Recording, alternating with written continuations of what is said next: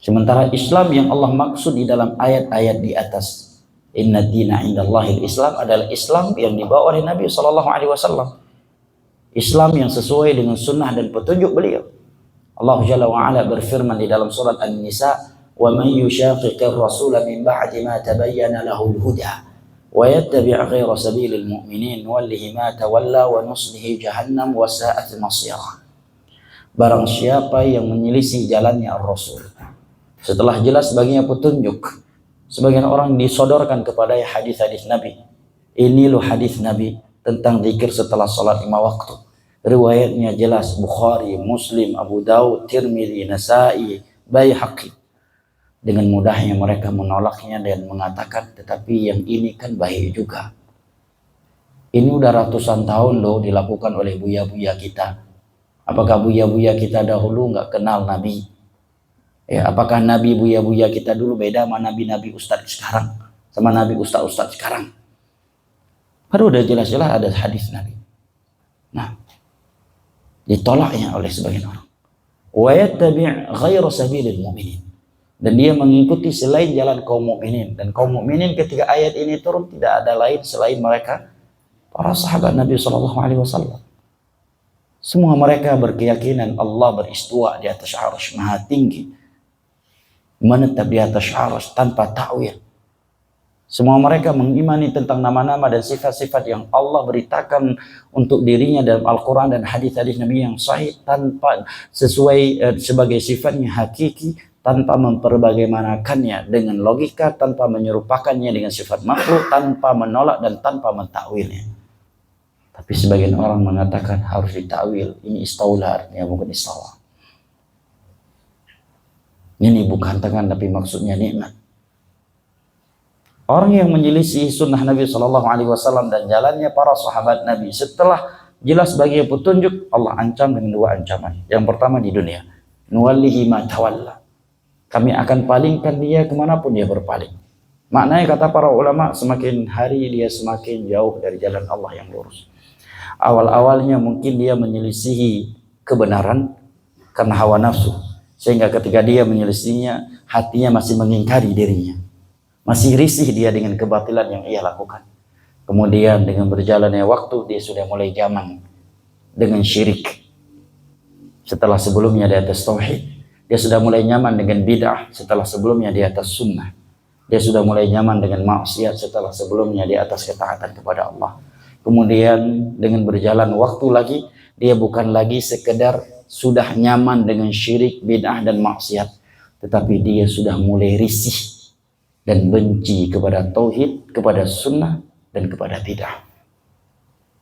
Mulai benci kepada tauhid, kepada sunnah dan kepada ketaatan kepada Allah Jalla wa'ala.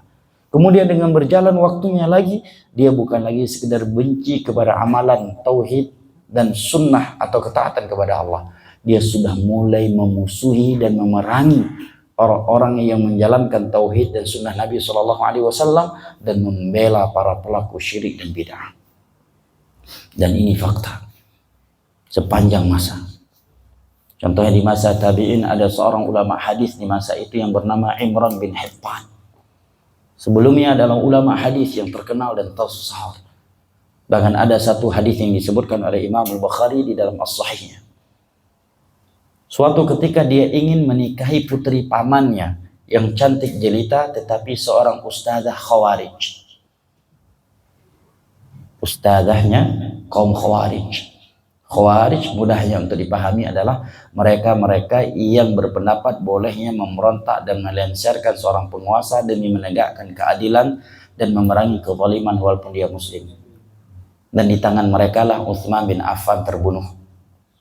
Dan di tangan mereka lah Ali bin Abi Thalib radhiyallahu anhu terbunuh. Mereka membunuhnya tatkala beliau sedang keluar salat subuh untuk memimpin salat subuh di hari Jumat di Kufah. Sebagai riwayat menyebutkan di tanggal 17 Ramadan, ada juga yang mengatakan di tanggal 21 Ramadan. Dan pelakunya Abdurrahman bin Muljam, sepakat ulama dia muslim. Bukan Yahudi, bukan Nasrani. Dia salat 5 waktu, dia ahli salat tahajud, dia hafidh Al-Quran. Dia ahli puasa sunnah, bahkan dikenal dengan puasa Daud. Nah, Ini namanya kaum Khawarij, saking ekstrimnya mereka beragama sampai-sampai membolehkan hal itu.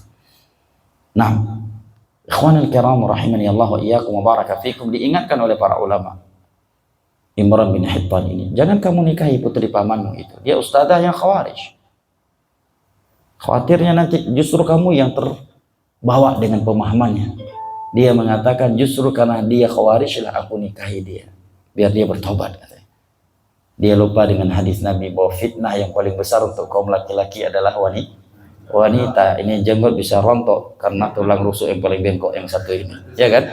Hah? Orang yang sedang tegak bisa pitam, jatuh, stroke gara-gara satu makhluk yang lemah ini. Dia lupa dengan hadis Nabi ini, dia pun menikahinya.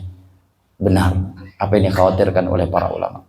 Dia pun mulai terkena paham Khawarij.